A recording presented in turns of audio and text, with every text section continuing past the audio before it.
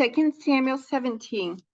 Hushai told Zadok and Abiathar the priests what Ahithophel had said to Absalom and the elders of Israel, and what he himself had advised instead. Quick, he told them, find David and urge him not to stay at the shallows of the Jordan River tonight. He must go across at once into the wilderness beyond, otherwise he will die and his entire army with him. Jonathan and Ahimaaz had been staying at Enrogel so as not to be seen entering and leaving the city. Arrangements had been made for a servant girl to bring them the message they were to take to King David. But a boy spotted them at Enrogel, and he told Absalom about it. So they quickly escaped to Bahurim, where a man hid them down inside a well in his courtyard. The man's wife put a cloth over the top of the well and scattered grain on it to dry in the sun, so no one suspected they were there. When Absalom's men arrived, they asked her, have you seen Ahimaaz and Jonathan? The woman replied, they were here, but they crossed over the brook. Absalom's men looked for them without success and returned to Jerusalem. Then the two men crawled out of the well and hurried on to King David. Quick, they told him, cross the Jordan tonight. And they told him how Ahithophel had advised that he be captured and killed. So David and all the people with him went across the Jordan River during the night, and they were all on the other bank before dawn. When Ahithophel realized that his advice had not been followed, he saddled his donkey, went to his hometown, set his affairs in order, and hanged himself. He died there and was buried in the family tomb. David soon arrived at Mahanaim. By now, Absalom had mobilized the entire army of Israel and was leading his troops across the Jordan River. Absalom had appointed Amasa as commander of his army, replacing Joab, who had been commander under David. Amasa was Joab's cousin. His father was Jether, an Ishmaelite. His mother, Abigail, daughter of Nahash, was the sister of Joab's mother, Zeruiah. Absalom and the Israelite army set up the camp in the land of Gilead. When David arrived at Mahanaim, he was warmly greeted by Shobai, son of Nahash, who came from Rabbah of the Ammonites, and by Machir, son of Ammiel, from Lodabar, and by Barzillai of Gilead from Rogelim. They brought sleeping mats, cooking pots, serving bowls, wheat and barley, flour and roasted grain, beans, lentils, honey, butter, sheep, goats, and cheese for David and those who were with him. For they said, you must all be very hungry and tired and thirsty after your long march through the wilderness. O Lord, Psalm 3. O Lord, I have so many enemies, so many are against me, so many are saying God will never rescue him. But you, O Lord, are a shield around me. You are my glory, the one who holds my head high. I cried out to the Lord, and he answered me from his holy mountain. I lay down and slept, yet I woke up in safety, for the Lord was watching over me. I am not afraid of 10,000 enemies who surround me on every side. Arise, O Lord, rescue me, my God. Slap all my enemies in the face, shatter the teeth of the wicked. Victory comes from you, O Lord. May you bless your people. O God, you are my God. I earnestly search for you. My soul thirsts for you. My whole body longs for you in this parched and wearied land where there is no water. I have seen you in your sanctuary and gazed upon your power and glory. Your unfailing love is better than life itself. How I praise you. I will praise you as long as I live, lifting up my hands to you in prayer. You satisfy me more than the richest feast. I will praise you with songs of joy. I lie awake thinking of you, meditating on you through the night, because you are my helper.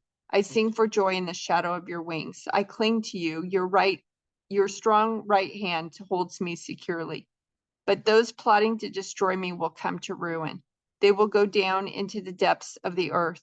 They will die by the sword and become the food of jackals. But the king will rejoice in God. All who swear to tell the truth will praise him, while liars will be silenced. David now mustered the men who were with him and appointed generals and captains to lead them. He sent the troops out in 3 groups, placing one group under Joab, one under Joab's brother Abishai, son of Zeruiah, and one under Ittai. the man from Gath. The king told his troops, I am going out with you, but his men objected strongly. You must not go, they urged. If we have to turn and run, and even if half of us die, it will make no difference to Absalom's troops. They will be looking only for you. You are worth 10,000 of us, and it is better that you stay here in the town and send help if we need it. If you think that's the best plan, I'll do it, the king answered. So he stood alongside the gate of the town as all the troops marched out in groups of hundreds and of thousands. And the king gave this command to Joab, Abishai, and Ittai, for my sake, deal gently with young Absalom. And all the troops heard the king give this order to his commanders. So the battle began in the forest of Ephraim, and the Israelite troops were beaten back by David's men. There was a great slaughter that day, and 20,000 men laid down their lives. The battle raged all across the countryside, and more men died because of the forest than were killed by the sword. During the battle, Absalom happened to come upon some of David's men. He tried to escape on his mule, but as he rode beneath the thick branches of a great tree, his hair got caught in the tree.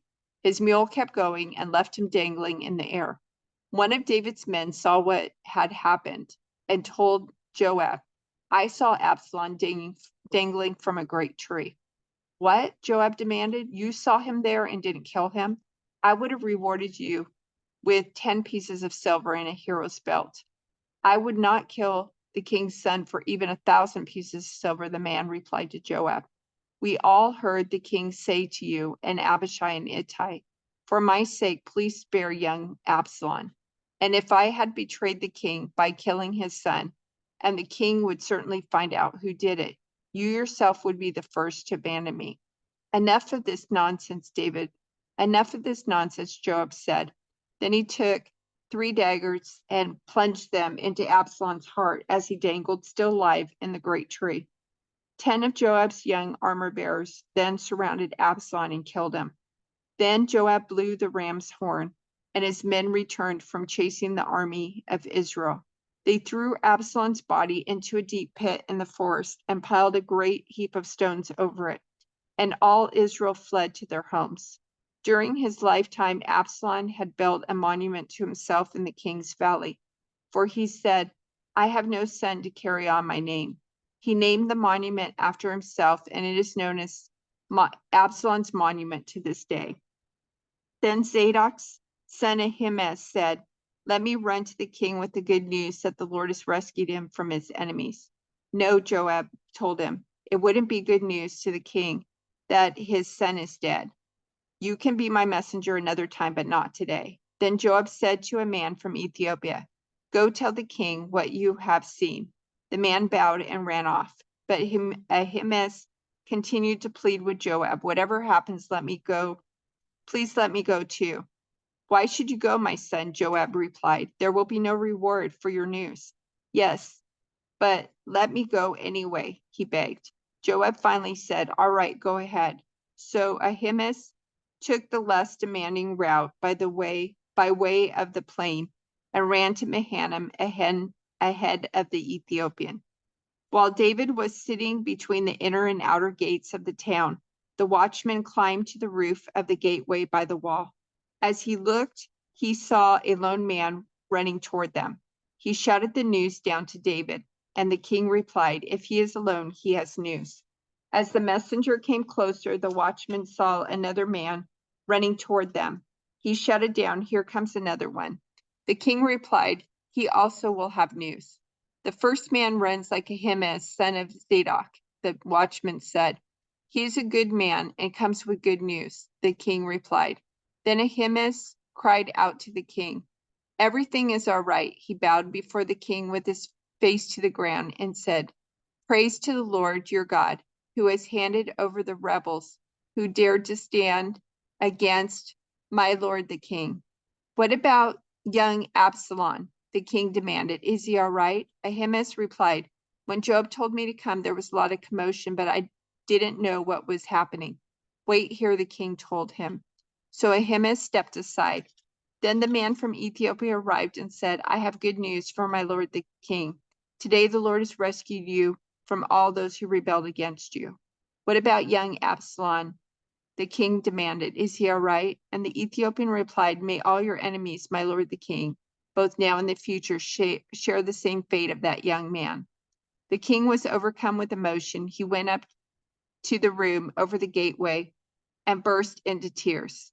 And as he went, he cried out, oh, my son Absalom, my son Absalom, if only I had died instead of you. Oh, Absalom, my son, my son. Word soon reached Joab that the king was weeping and mourning for Absalom. As all the people heard of the king's deep grief for his son, the joy of that day's victory was turned into deep sadness. They crept back into the town that day as though they were ashamed and had deserted in battle. The king covered his face with his hands and kept on crying, oh, my son Absalom, oh, Absalom, my son, my son. Then Joab went to the king's room and said to him, we saved your life today and the lives of your sons, your daughters, and your wives and concubines. Yet you act like this, making us feel ashamed of ourselves. You seem to love those who hate you and hate those who love you. You have made it clear today that your commanders and troops mean nothing to you. It seems that if Absalom had lived and all of us had died, you would be pleased. Now go out there and congratulate your troops, for I swear by the Lord that if you don't go out, not a single one of them will remain here tonight. Then you will be worse off than ever before. So the king went out and took his seat at the town gate, and as the news spread throughout the town that he was there, everyone went to him. Meanwhile, the Israelites who had supported Absalom fled to their homes. And throughout all the tribes of Israel, there was much discussion and argument going on. The people were saying, the king rescued us from our enemies and saved us from the Philistines, but Absalom chased him out of the country. Now Absalom, whom we anointed to rule over us, is dead. Why not ask David to come back and be our king again? Then King David sent Zadok and Abiathar the priest to say to the elders of Judah, why are you the last ones to welcome back the king into his palace? For I have heard that all Israel is ready. You are my relatives, my own tribe, my own flesh and blood. So why are you the last ones to welcome back the king?